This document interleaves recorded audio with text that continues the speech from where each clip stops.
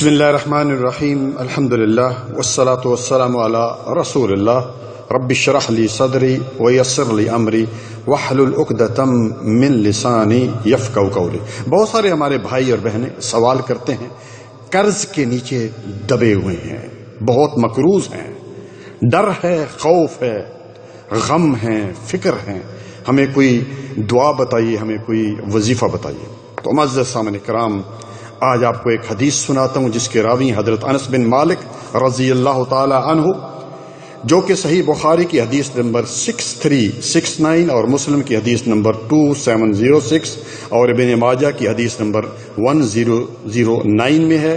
کائنات کے امام جناب محمد رسول اللہ سب کہیں صلی اللہ علیہ وسلم نے اس میں ارشاد فرمایا، اور اس میں 8 چیزوں سے پناہ مانگا کرتے تھے۔ اس سے پہلے کہ میں آپ کو یہ حدیث سناؤں، ایک صحابی کا قصہ جو کہ قرض تلے ڈوبا ہوا ہے، غم اور فکر میں مبتلا ہے۔ صحیح ابو داؤد میں سیدنا ابو سعید الخدری رضی اللہ تعالی عنہ بیان کرتے ہیں، دخل رسول اللہ صلی اللہ علیہ وسلم ذات یوم المسجد، کہ آپ صلی اللہ علیہ وسلم ایک دفعہ مسجد میں جو ہے وہ داخل ہوئے۔ ایک شخص کا نام ابو امامہ ہے، مسجد میں بیٹھے ہوئے تھے، تو آپ صلی اللہ علیہ وآلہ وسلم نے فرمایا، یا ابو امامہ ما لی اراک جالسا فی المسجد فی غیر وقت الصلاۃ، اے ابو امامہ تم اس وقت مسجد میں بیٹھے ہو جبکہ نماز کا وقت بھی نہیں ہے۔ تو کہنے لگا، غم اور پریشانیاں لائق ہیں، اے اللہ کے رسول، قرض کے نیچے دبا ہوا ہوں، بہت زیادہ قرض ہے۔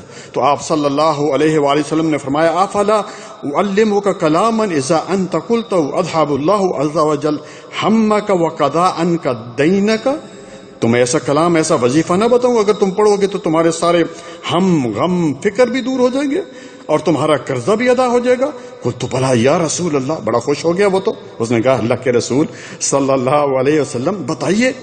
تو آپ صلی اللہ علیہ وآلہ وسلم نے یہ دعا سکھلائی جو کہ صبح و شام کی اذکار میں بھی ہے کہ یہ پڑھا کرو، اور وہ دعا کون سی ہے؟ اللہم انی اعوذ بک من الہم والحزن واعوذ بک من العجز والکسل واعوذ بک من الجبن والبخل واعوذ بک من غلبۃ الدین وغلبۃ الرجال فاذهب اللہ عز وجل ہمی وقضى عنی دینی۔ اس شخص نے کہا، میں نے ایسے ہی کیا، صبح اور شام پڑھتا تھا تو اللہ سبحانہ وتعالیٰ نے میرے غم، فکر، پریشانی دور کر دی اور میرا قرضہ بھی اتر گیا۔ اللہ اکبر۔ اور جو دعا ہے وہ صحیح البخاری کی حدیث نمبر 6369 میں ہے۔ اور پیارے بھائیوں، کوئی بھی دعا ہے اس کا ترجمہ ضرور پتہ ہونا چاہیے۔ جب ترجمہ آپ پڑھیں گے، آپ کے دل میں ترجمہ، دماغ میں ترجمہ ہوگا تو اور مزہ آئے گا۔ اس دعا کا ترجمہ کیا ہے جو میں نے پہلے آپ کے لیے پڑھی ہے، اور اس میں اللہ کے رسول صلی اللہ علیہ وسلم نے 8 چیزوں سے پناہ مانگی ہے۔ پہلی چیز کیا ہے اس میں؟ اللہم انی اعوذ بک من الہم۔ دوسری، غم سے، لوگ بہت غم کی شکایت کرتے ہیں، غم ہے، مشکل ہے۔ اسی طرح تیسری چیز عاجزی سے۔ چوتھی چیز جو ہے وہ سستی اور قائدی سے۔ بہت سارے لوگ یہ شکایت کرتے ہیں، بڑی سستی ہے، قائدی ہے، کسی کام میں دل نہیں لگتا۔ بھائیو یہ دعا پڑھیں۔ پانچویں چیز بزدلی سے، ہر وقت ڈر، خوف، یعنی کوئی چیز ہے بھی نہیں ہے لیکن ہر وقت انسان کو ڈر لگا رہتا ہے۔